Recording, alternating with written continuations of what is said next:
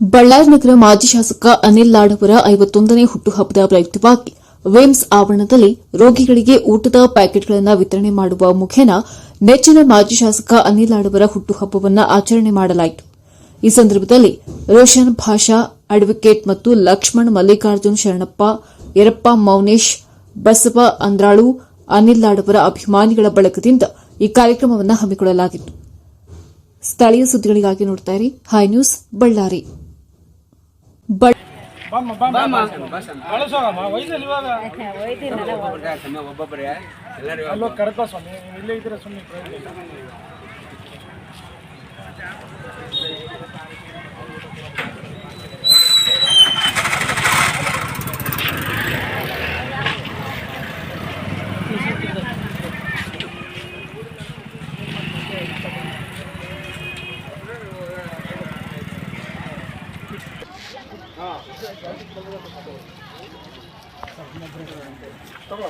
Anil sir waste ಮಾಡಬಾರ್ದು.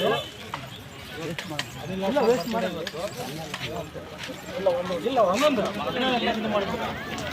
Waste ಮಾಡ್ತೀವಿ.